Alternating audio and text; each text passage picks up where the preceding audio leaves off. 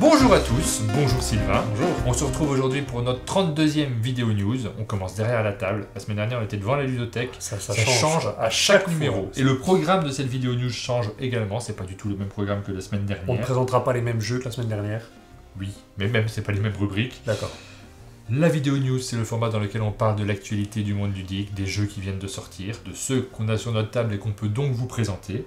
Et comme d'habitude, on va commencer par remercier nos tipeurs. Oui, donc On en a 2 cette semaine. Alors on rappelle que Tipeee c'est une plateforme sur laquelle vous pouvez laisser des dons, ce qui contribue à aider la chaîne.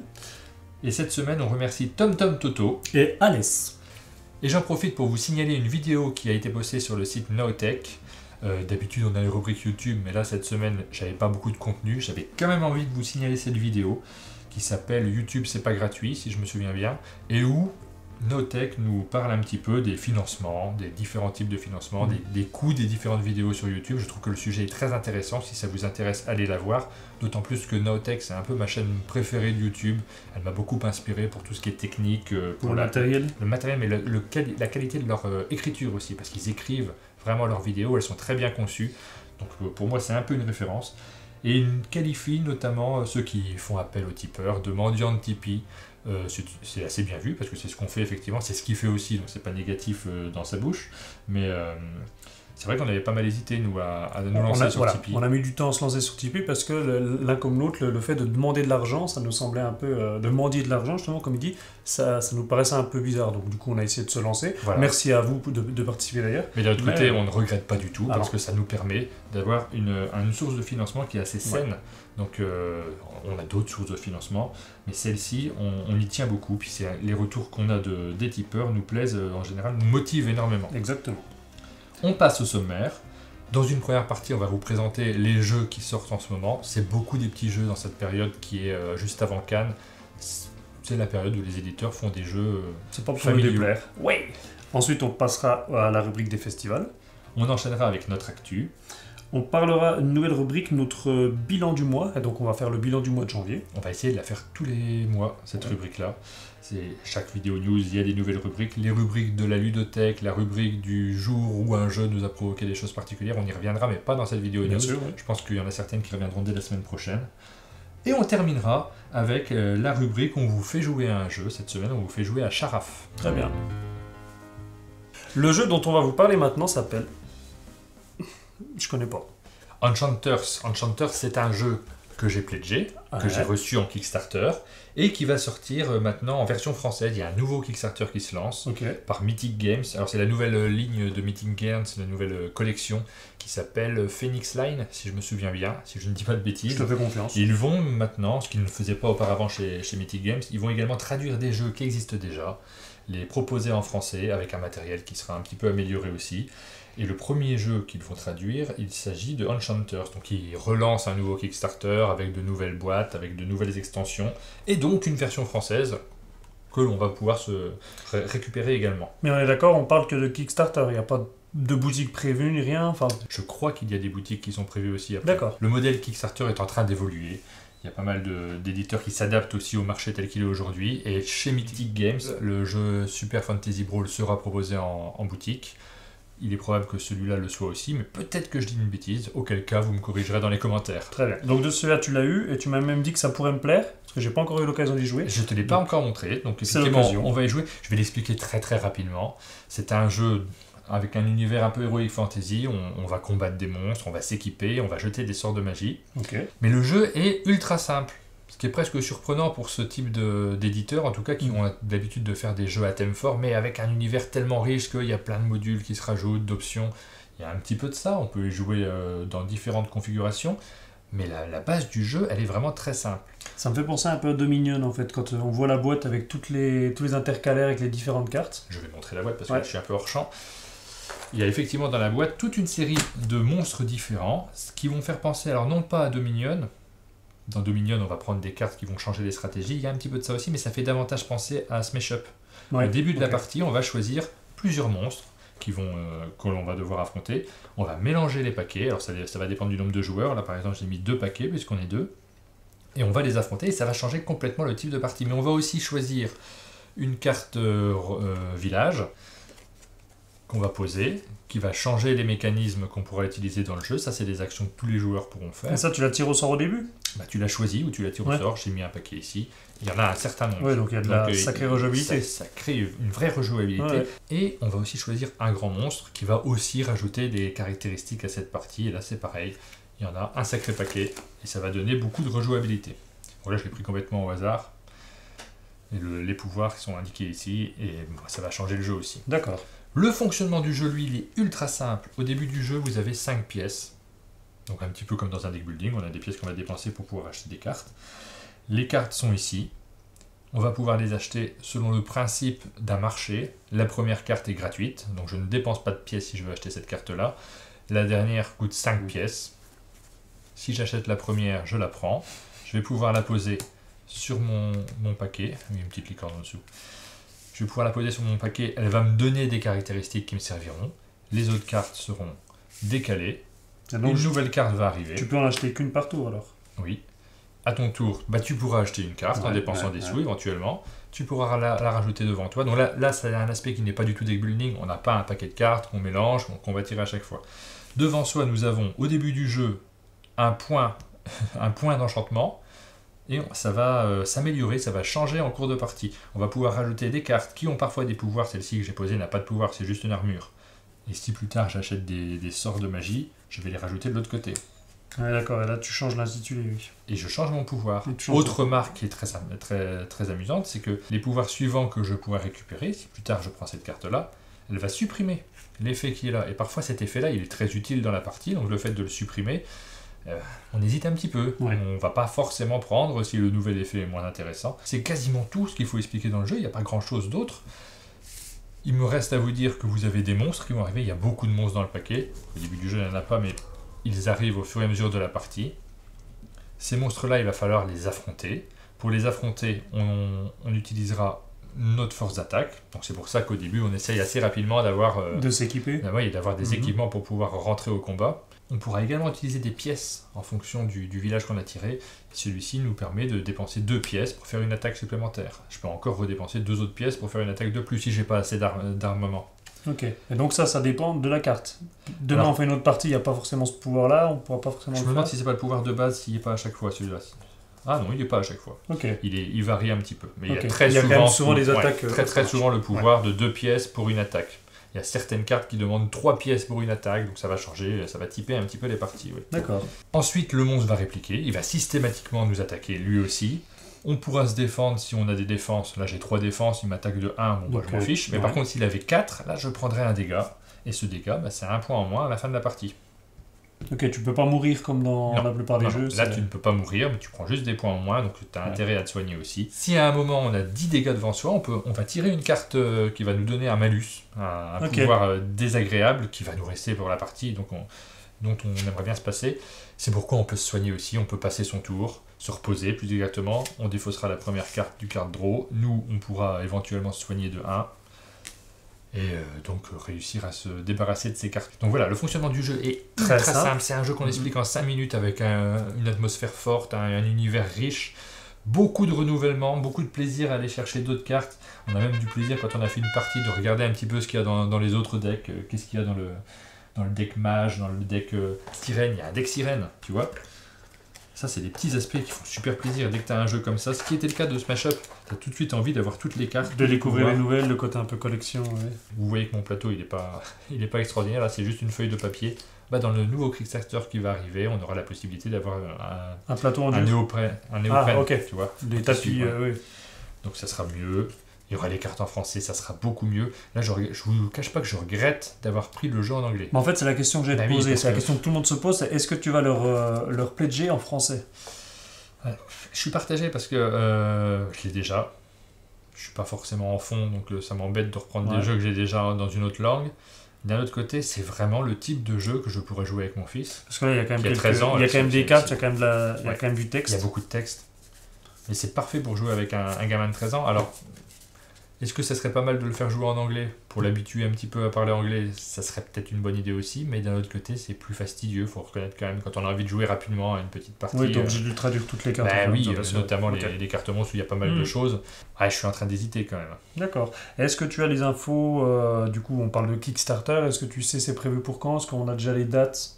Le Kickstarter, je crois, est déjà en cours au moment où on diffuse la vidéo. Je crois que c'est le 5 février où il est lancé. J'ai pas d'autres infos, j'ai pas les prix. Ok, mais enfin, si c'est en cours, vous pouvez, n'hésitez pas, il y a le lien, je pense, qui va s'afficher. Il faut pas tarder, parce que vous le savez, maintenant, les Kickstarter sont assez courts. Il y a une dizaine de jours, souvent. Je sais pas si ça sera le cas de celui-ci, mais c'est un risque. Donc, si vous êtes intéressé par le jeu, renseignez-vous au moins sur la date de fin du Kickstarter.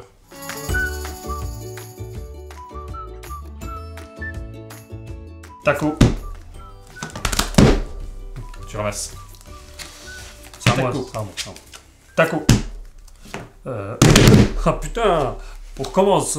Je veux pas montrer que je perds à ce jeu. Vas-y, c'est à toi qui commence. Maintenant, tu ramasses ta carte, hein, c'est pas très grave. Oui, ça saurait. Taco. 4. Book. Cheese. Pizza. Taco. 4. Book. Cheese.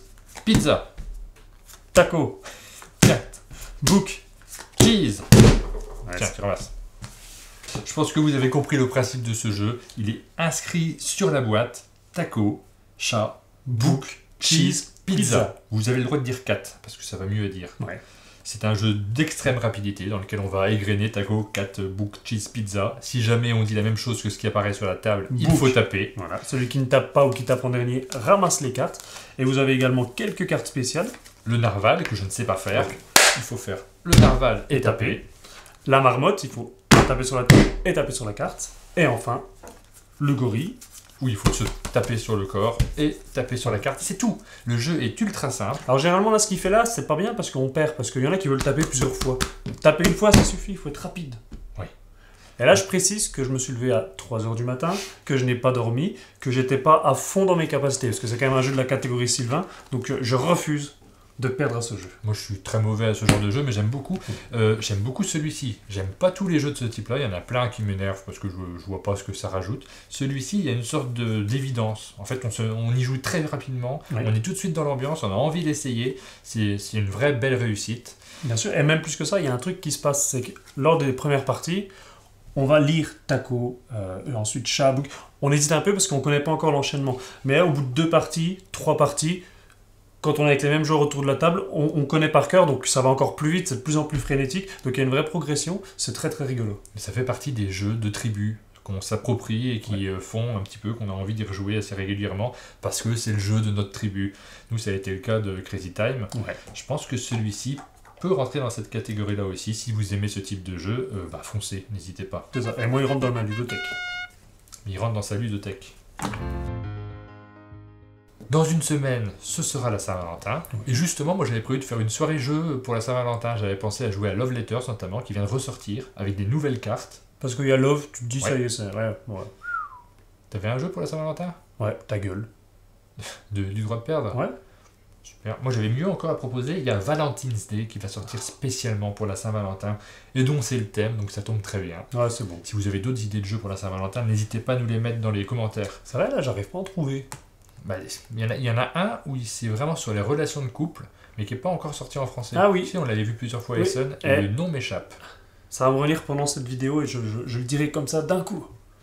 Valentine's Days, c'est un petit jeu de cartes qui va se jouer pas 3 à 2 en fait, hein. Ça va jouer à plus que 2, ça sera plus sympathique. Ça va partir de 3. Tu fais quelque... J'essaie de... Quand tu réfléchis, c'est toujours impressionnant, c'est là ça qu'on voit que tu réfléchis pas souvent. Bien. Alors, Valentine's Day, qui se joue de 3 à 6, c'est un jeu de guessing dans lequel chaque joueur va essayer de composer le plus beau bouquet de roses. Donc c'est très simple, le matériel c'est des cartes et des cœurs qui vont représenter les points, les capitales de séduction. Donc dès qu'un joueur réussit à avoir 5 points, il gagne la partie. Comment se passe un tour de jeu? C'est très très simple. Je vais donner une carte à un joueur au choix, face cachée.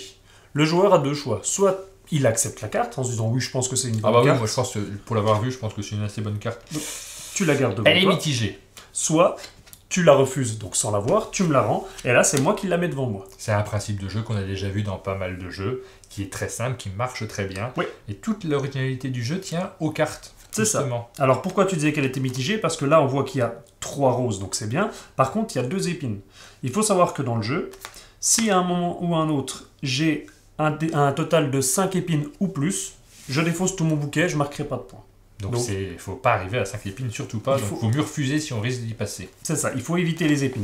En revanche, si j'arrive, je vais prendre un autre exemple, ici, j'arrive à avoir 6 roses, je n'ai toujours pas 5 épines, et bien là on peut le voir sur le tableau ici, à partir de 4 ou 5 roses, je marquerai un point si je décide de défausser mon bouquet. Voilà, c'est à ton tour de jeu, tu peux choisir de défausser ton bouquet pour marquer des points. C'est ça, il y a une espèce de stop ou encore en fait, où soit je me dis, ok, là je vais marquer un point, par contre 6 ou 7 roses, si j'essaie de refaire un tour, si j'ai un peu plus de roses, je pourrais marquer plus de points. Et il faut même savoir que si un joueur réussit à composer un bouquet avec 10 roses, il gagne immédiatement la partie. Donc on a cette phase de guessing, où on va essayer de piéger les autres pour avoir des bonnes cartes. Il y a cette phase de stop ou encore, où on essaie de prendre un risque pour aller plus loin, et donc le premier joueur qui atteint 5 points gagne la partie. C'est aussi simple que ça. Donc c'est un jeu très simple, une règle qu'on explique rapidement, on peut jouer directement avec plus que 2 joueurs, donc c'est une Saint-Valentin un peu particulière, mais quand même, ça peut être assez sympathique pour votre soirée Saint-Valentin, et ça marche très bien, on l'a essayé au club, on s'est bien amusé.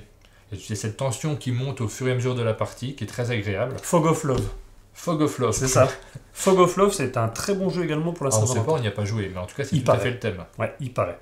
Mais oui, celui-là, comme tu disais, je t'écoutais en même temps, ça se joue pas à 2, donc oui, c'est une Saint-Valentin à plusieurs, mais ça reste très amusant. Je connais plein d'endroits où on fait la Saint-Valentin à plusieurs. Tu casses tout le charme de la Saint-Valentin.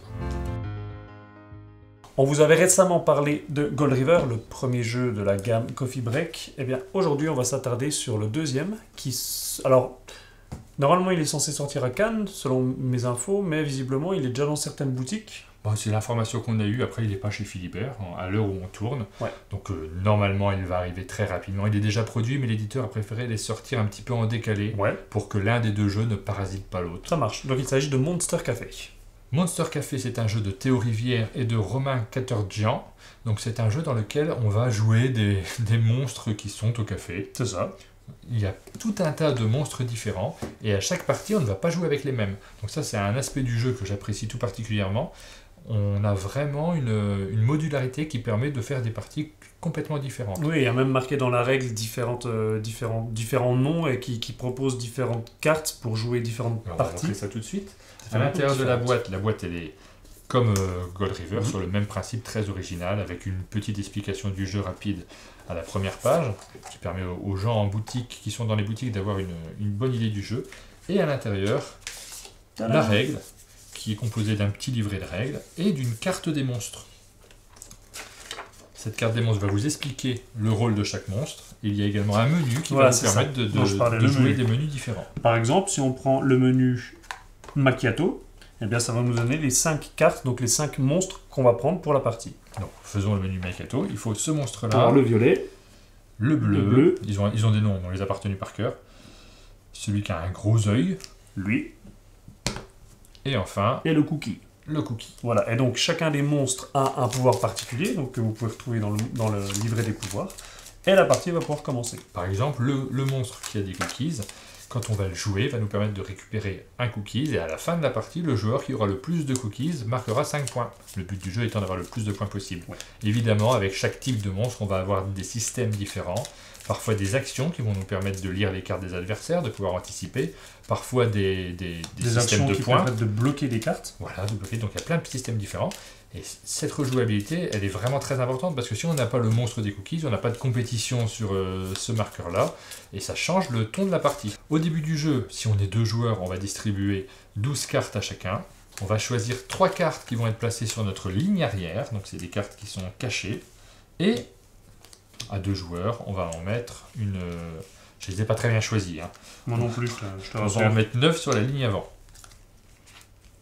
À son tour de jeu, on va jouer une carte. Par exemple, je joue ma carte chantilly, je la mets au centre de la table et je récupère un jeton chantilly. Ce jeton chantilly, sa fonction, ça va être de départager des égalités en fin de jeu. Ensuite, c'est à toi de jouer. Alors, on en avait parlé tout à l'heure, le jeton cookie. Donc, moi, je pose le jeton cookie au centre de la table et je remporte un cookie. En fin de partie, celui qui a le plus de cookies gagnera 5 points. Je vais jouer ma carte violette. Si je joue la carte violette, je vais échanger une carte qui est derrière avec une carte qui est devant. Donc, qui va être révélée. Chaque joueur va donc alterner cette phase de jeu, jouer des cartes au centre de la table, jusqu'au moment où tout le monde n'aura plus que 3 cartes sur sa première ligne et 3 cartes sur sa seconde ligne. C'est à ce moment-là qu'on fait un jeu de majorité. On va regarder le joueur qui a le plus de cartes, on révèle, c'est la fin de la manche, on révèle toutes les cartes qui sont posées chez chaque joueur. Chez moi, par exemple, j'ai 2 cartes de ce type-là avec un seul œil sur la première ligne, une derrière, et elle vaut 2 points, celle qui est derrière. Donc j'ai 4 points de majorité. Et moi j'en ai 0. T'en as 0, donc c'est moi qui gagne cette majorité. Je marque autant de points qu'il y en a au milieu de la table, celle qu'on a jouée précédemment. Donc là c'est bien joué. Donc moi, on n'a pas vraiment joué, parce que normalement j'aurais super bien calculé, j'aurais envoyé des cartes pour pouvoir marquer des points. Je ne l'ai pas fait. Là je marque 0 points. Sur les cartes violettes, tu en as 2 devant, tu as 2 points de majorité, il y en a une au milieu, tu marquerais 1 point. Et enfin sur les cookies de ton côté, tu en as 1, 2, 3, 4, 5. Et moi j'en ai 1, 2, 3, 4. Tu gagnes donc 3 points. Et toi tu as également sur les cartes jaunes, parce qu'on ne les a pas comptées. J'en ai 2 et j'ai 1, 2, 3, 4, 5 points. Là j'ai très bien joué. Tu joues beaucoup mieux que quand on joue vraiment. C'est vrai. Là, tu es efficace. Là, je suis efficace quand on m'explique un jeu. Vous avez compris le principe du jeu. Moi, j'ai vraiment beaucoup apprécié à la fois la mécanique, c'est une mécanique qui est agréable parce qu'elle génère des interactions autour de la table, mais aussi le renouvellement. Tous ces petits pouvoirs qu'il y a en plus, ça donne tout de suite envie de jouer. C'est même un jeu dans lequel il pourrait y avoir des extensions. Je ne sais pas si... évidemment, des si petits paquets de cartes en plus va faire des extensions dans ce format-là. Mais s'il y en a, moi je le prends sans hésitation parce que j'ai bien apprécié. C'est un jeu qui rentre dans ma ludothèque. Pour renouveler encore plus le côté... Alors moi je suis très partagé en fait, je t'en ai parlé en off, et pour ceux qui me connaissent un peu, ce côté où on a plein de cartes pouvoir qu'on peut renouveler un petit peu à la Dominion, j'adore. Par contre, le côté majorité, j'essaie d'anticiper, de créer une stratégie, et au final, je me rends compte à la fin que j'ai pas du tout réussi à calculer, et que toi, hop, c'est bon, j'ai mes points dans ça. Donc j'ai toujours cette frustration, pas de perdre, mais de me dire... J'arrive pas à faire une stratégie, j'arrive pas à anticiper quelque chose, et c'est mon problème sur les jeux de majorité. Par contre, comme tu dis, ça reste un jeu de majorité léger, fun, avec ce renouvellement, donc c'est un très bon jeu. Je ne le mettrai pas dans ma ludothèque pour cette raison, mais je refuserai pas d'y rejouer un peu. Ah bah oui, non mais je pour pense au moins de battre une fois. Oui, tu peux, à mon avis, il faut y rejouer avec plus de joueurs aussi, parce que là on joue en 2 joueurs, moi j'ai eu l'occasion d'y jouer à plus nombreux auparavant. Mais à 2 joueurs, c'est intéressant quand même, ce côté vraiment duel où on essaie de voir ce que fait l'autre. C'est plus stratégique, c'est intéressant. Et à plus aussi. nombreux, c'est plus fun. Bien sûr.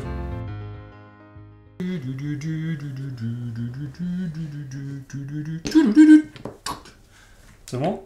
C'est pas Tetris, c'est Crazy Tower. Ça ressemble un petit peu. Alors oui, les blocs ressemblent, mais c'est un jeu dans lequel on va devoir construire une tour. Ce que je te propose, c'est qu'on y joue directement, comme ça on vous montre de quoi il s'agit. On n'explique rien, directement on joue. On va jouer en expliquant. Ok, bah allons-y. Alors là, vu qu'on est 2 joueurs, on a chacun 2 couleurs. Oui. Okay, les formes valent différents types de points quand on joue à plusieurs, et à la fin de la partie, celui qui fait tomber la tour est éliminé, et ensuite, entre les joueurs restants, on va compter celui qui a le moins de points gagne la partie. Donc comment ça marche? C'est très simple, à ton tour de jeu, tu as 2 possibilités. Soit tu poses une de tes formes sur la tuile qui est présente, sachant que tu n'as pas le droit de poser sur une case rouge. Oui. Tu as le droit par exemple de poser ici, même si ça dépasse, c'est autorisé. Deuxième action possible à ton tour de jeu, tu peux le faire, tu pioches une carte. Non, moi je pose une... Tu veux faire la première action? Ok. Ouais. Alors c'est moi qui montrerai après. Hop, je pose une tuile, c'est à toi. C'est bon, ça passe. Deuxième action possible, on pioche une carte, on pose la carte sur la construction. Comme on veut. Comme on veut, évidemment. Et on est obligé de poser un cube par-dessus. Et on pose une nouvelle forme par-dessus. Moi, je vais poser comme ça. Vous pouvez constater qu'il y a des flèches. Si j'avais recouvert la flèche, j'obtenais un pouvoir. Il existe différentes flèches avec différents pouvoirs. Je vais poser une autre tuile. Un autre bloc. Ah non, je vais poser ça, directement. Quand tu parles de tuiles, tu parles de ça, toi? Oui. D'accord. Là, je dois échanger un de mes blocs contre un bloc d'un autre joueur. Ne serais-tu pas un autre joueur? Donc tu vas le faire, évidemment. Oui, évidemment, je vais le faire. Je vais te donner celui-ci. Et je vais prendre celui-ci. Est-ce que tu veux pas plutôt prendre celui-ci? Non. À la place de celui-ci. Non. À moi. Ouais, j'ai envie de refaire un étage. Donc assez rapidement, notre structure va être déséquilibrée. Le but du jeu, c'est qu'il soit déséquilibré quand c'est le tour de l'autre. C'est mieux. Et là, ça m'embête. Alors, autre point de règle. Là, j'ai la possibilité donc de rajouter au même étage. Il faut savoir qu'on ne peut pas mettre 2 fois la même couleur sur un même étage. Donc parfois, vous serez de toute façon obligé de piocher un étage supplémentaire. Ça passe ou pas, là? Oui. Et ça passe! À toi. Je me sens obligé de remettre une carte.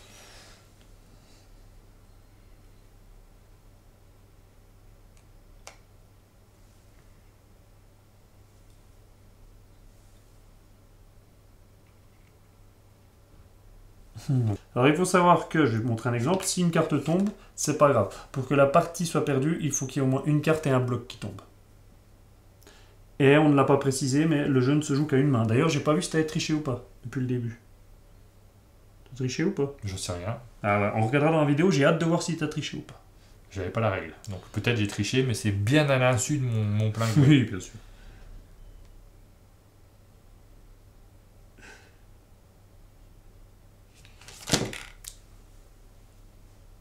Je voulais pas que la vidéo s'éternise, Oui, tu bah, vois, bien sûr. donc...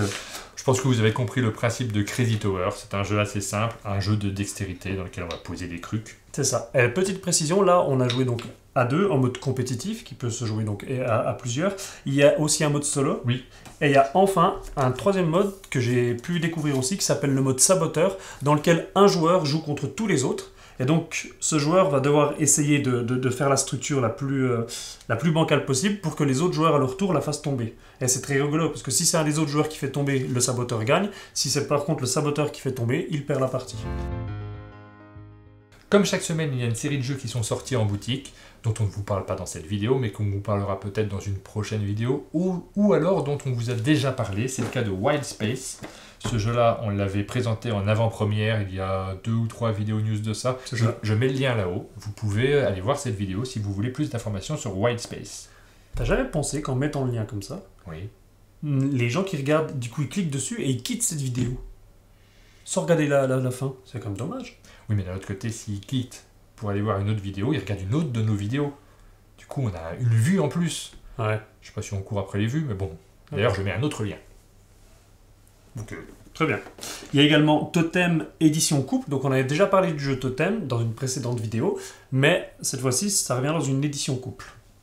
Voilà. Et il y a d'autres jeux qui sortent cette semaine. Ça va arriver de plus en plus souvent parce que maintenant, on tourne le lundi assez régulièrement. Donc, avant qu'on ait la liste de jeux, je n'ai pas la liste de jeux. On va vous l'afficher et on parlera éventuellement de ces jeux-là dans une prochaine vidéo. On ne s'attarde pas dessus. Ok.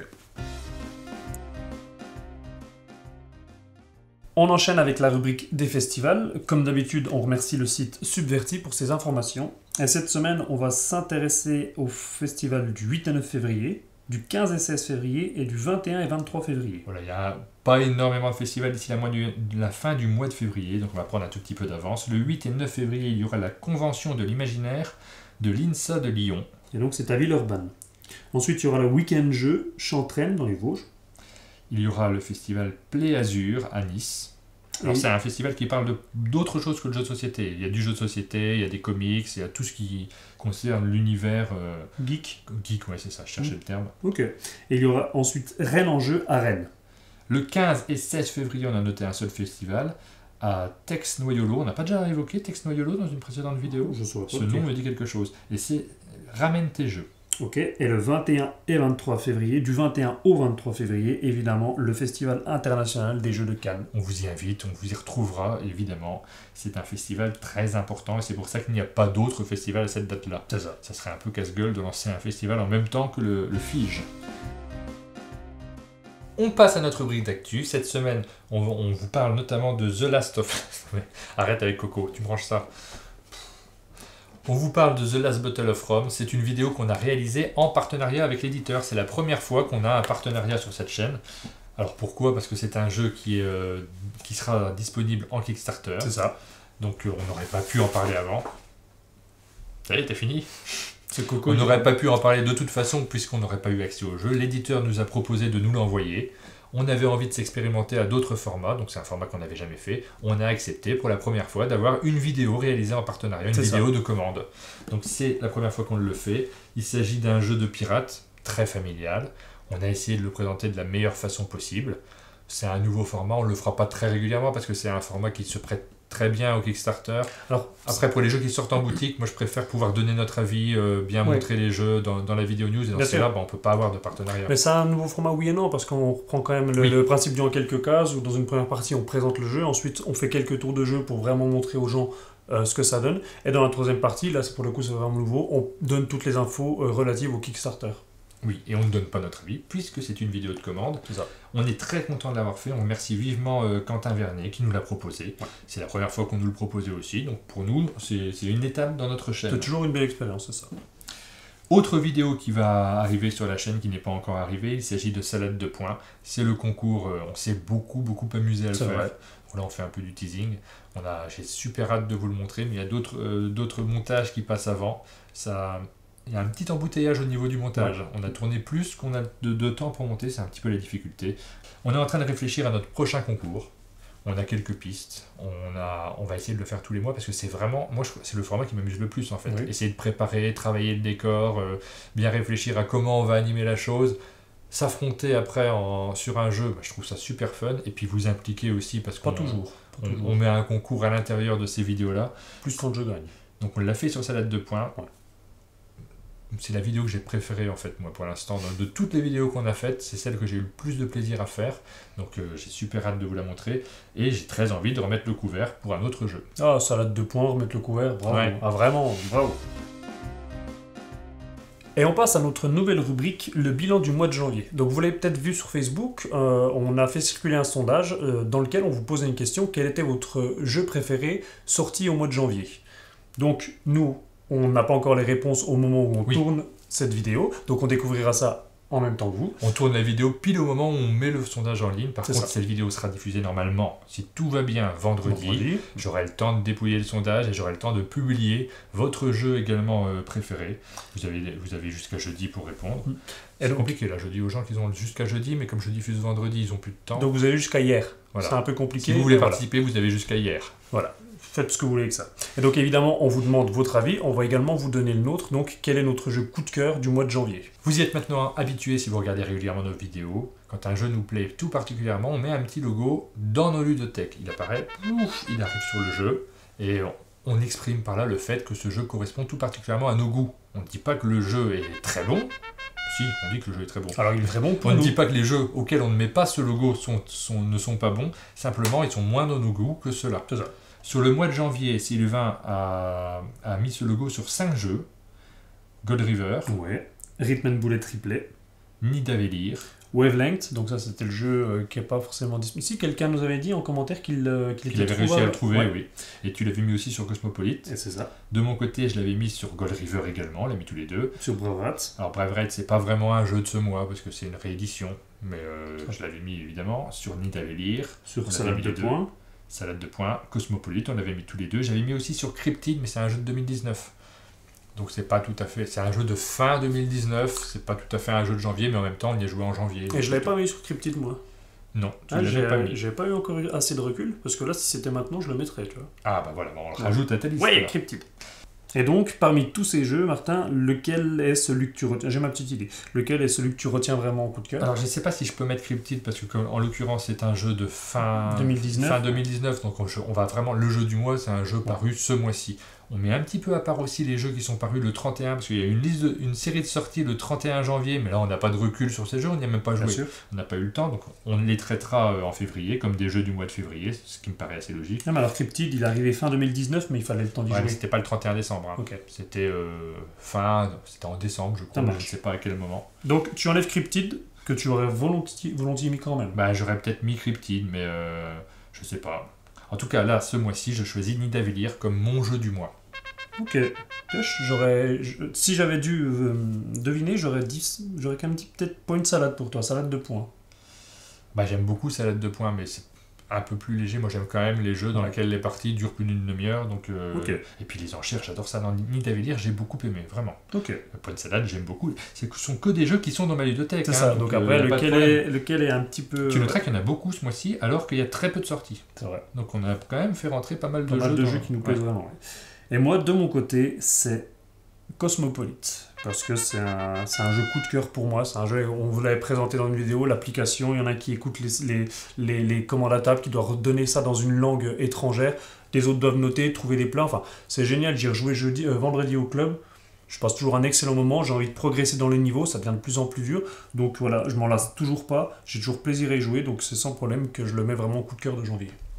Mon jeu du mois, c'est Nidavellir. Ton jeu du mois, Cosmopolite. C'est Cosmopolite. Vous avez eu l'occasion de voter sur le Facebook. Jusqu'à hier, c'est ça? Jusqu'à hier. Ouais. On dévoile votre jeu préféré du mois de janvier, en espérant évidemment que tout le monde ait joué à tous les jeux de la liste. Hein. Sinon, ça aurait moins de valeur. Je t'avais dit que ce serait celui-là. Je le savais. Nous, on ne le sait pas encore, mais vous Ouais. découvrez presque en même temps que Je nous. fais ça, mais je t'avais dit. Ce midi, en préparant la vidéo news, je m'étais préparé un petit chili con carne excellent. Juste au moment où je faisais mon café, je me fais souvent un café après avoir mangé mon petit chili con carne. Le facteur a sonné. Il y a une sonnette chez toi. Oui, j'ai ouvert la porte, tout ça. Bref, on a reçu La Princesse aux échelles, donc un petit jeu de Sable Édition. Et là, je me suis rappelé Qu'on avait déjà un jeu de Sable Voilà. Édition. Charaf. Charaf, un jeu qui était arrivé l'année dernière, dont on a très peu entendu parler. J'avais lu le descriptif chez Philibert et j'avais trouvé que l'idée me plaisait bien, je l'avais acheté et on s'était vraiment bien éclaté avec. Oui, on a bien rigolé. C'est un classique de nos jeux d'ambiance puisque assez régulièrement on le ressort dans les soirées jeux, je l'ai fait jouer même à des gros joueurs. Mais oui, mais en fait, il suffit de quelques cartes. La règle s'explique en 30 secondes et c'est très rapide. Donc entre deux gros jeux, tu sors ça va super bien. Ça s'y prête très bien. On ne vous présente pas La Princesse aux échelles aujourd'hui, Bien sûr. puisqu'on n'a pas pu y jouer, donc on va attendre d'y jouer proprement et on vous le présentera dans une prochaine vidéo news. Mais en attendant, on s'est dit qu'on allait jouer à Charaf. On va s'affronter et on va vous faire jouer. On va vous faire jouer parce que le principe est très simple. Dans Charaf, on prend 2 cartes, par exemple une baleine et une vipère, et on va les mélanger. Une bas-paire. Donc là, toi, tu dis, parce que là, on va trafiquer un peu les règles pour cette vidéo, mais là, toi, tu aurais ces cartes en main, tu Oui. dis donc Une sans- bas-paire. une bas-paire, et donc nous, il faut qu'on trouve donc une bas-paire, une vilaine. Oh, s'il te plaît. Mais oui, c'est ça. Il faut trouver le début du mot qu'on n'a pas dit et la fin du mot qu'on n'a pas dit. C'est ça, évidemment. Donc La fin qu'on n'a normalement, pas dit du mot. oui, c'est ça. Ouais. Donc Enfin, normalement, bon, bref. on est plusieurs autour d'une table. C'est un jeu de rapidité. Donc une fois que tu as énoncé donc la question, c'est au plus rapide qui gagnera les points. Je vais donner un autre exemple. Si j'avais une crevette et un sanglier, Ah, tu l'as dit, d'accord. et que je vous dis une creuglier, vous devez répondre le plus vite possible Un sans vête. un sans vête. Et il ne faut pas se tromper de déterminant, sinon c'est pas valide. C'est ça. Donc vous pouvez jouer. On va vous annoncer également les combinaisons. Vous pouvez chercher, essayer de trouver plus vite que le joueur. Et nous, entre nous, on a mis un timer. On a 1 minute chacun pour essayer de faire le plus de cartes possible. Et donc c'est un timer type échec. C'est-à-dire dès que c'est lancé, dès que j'appuie de mon côté, ça lance ton timer. Et le premier qui arrive à 0 a perdu. C'est parti. Un faux nocéros. Un rhinocon, Non. un Un faux nocéros. ricon, Ouais. un alimandre. Une salagator. Très bien. Un kangousséros. Un rhinorou, Oh, ça va, c'est pas trop dur. un crareuil. Un écube. Non. Un écurabe. Non, c'est pas crabe. C'est Redis voir. Un crareuil. Un animal qui commence par cra et c'est pas un crabe. Oui. Un crapaud, merci. Alors, redis voir. Alors, un écupeau. Un écubo. Merci. Un hametu. Un hametu. Hmm. Une torton. Non. Un hame. Ouais. Une torstère. Ouais. Une arello. L'eau. Ah, j'ai Dur. dit. Attends, je te le fais dans le Cache, chat. un cache-araignée. Un cache-agnier. Un cachanier, très bien. C'est trop dur, tu veux de moi. Un cornel. Bah, un cornel. Ouais. Bah, une corbeau. Non. Une nelle. Nel. C'est une cornelle. Non. Un tout petit insecte. Avec des petits points noirs, rouges. Ah, une coccibo. Ouais, c'est bon. Ouh, il te reste 3 secondes. Dépêche-toi, dépêche-toi. Une coraffe. Coup. Une coraffe. Une gichon. Non. Putain. C'est pas cochon et girafe? Ah non, c'est une co. Je sais pas. Une gilombe. Évidemment, colombe. une gilombe. Bah oui, Eh ben, c'est une brillante victoire de ma part. Bravo. Bon, après, on avait fait un essai avant où j'avais été lamentable, on ne vous cache pas. 3 essais. Et on voulait quand même que la vidéo soit sympa, donc on a repris. Voilà. Pour que vous puissiez jouer un petit peu. Non, parce que tu m'avais choisi des trucs qui sont vachement plus durs quand il n'y a qu'une seule. Je t'avais pas choisi. précise. J'ai tiré. Oui. Le hasard fait que, regarde, un escadère. Un escardaire. Mais là, c'est facile. Alors, c'est quoi Il y a un escargot et d'air, tu vas dire. Oui. Un dromago. Voilà. Donc bravo. ça, c'est super facile parce que les syllabes sont longues. Donc voilà, c'était Charave. J'espère que vous avez pris plaisir à jouer avec nous. J'espère que vous avez été meilleurs que nous. Vous n'aviez pas le stress de la caméra qui nous a fait perdre tous nos moyens. Et du timer. Et du timer. Ça se joue à 3 secondes, donc c'était serré. C'était très Belle serré. partie. Oui. C'est rigolo, on le refera peut-être, hein, un petit Charaf à l'occasion avec ce système de timer. Si vous avez des idées de jeux qui se jouent très bien à deux et auxquels on peut vous faire participer, n'hésitez pas. C'est vrai que nous, maintenant, on regarde notre ludothèque assez régulièrement en se Bien disant, sûr. est-ce qu'on peut faire jouer les gens aussi? Quitte à détourner un petit peu la règle, comme ça a été Oui, le cas bah là, oui, pour c'est vous ça. faire jouer. Donc, donnez-nous des idées, on le fera avec plaisir. On arrive à la fin de cette 32e vidéo news avec un programme qui n'était pas du tout le même que celui de la 31e, ni de la 30e, ni de la 28e. toutes les autres. Toutes les rubriques changent à chaque fois. Je pense que le programme de la 33e vidéo sera encore différent. On fera la ludothèque. Ah bah Et volontiers. puis, oui. le jour où un jeu nous a provoqué... Oui, aussi, une ça j'aime ouais. bien. Puis je ferai un jeu en fin de Bah là, il faut qu'on trouve une idée de jeu, mais sinon, oui. un concours. Il y a beaucoup de choses à faire. En tout cas, comme d'habitude, si cette vidéo vous a plu, n'hésitez pas à mettre un j'aime, des commentaires. Abonnez-vous à notre chaîne pour ne rien louper de notre actualité. Et on vous dit À bientôt.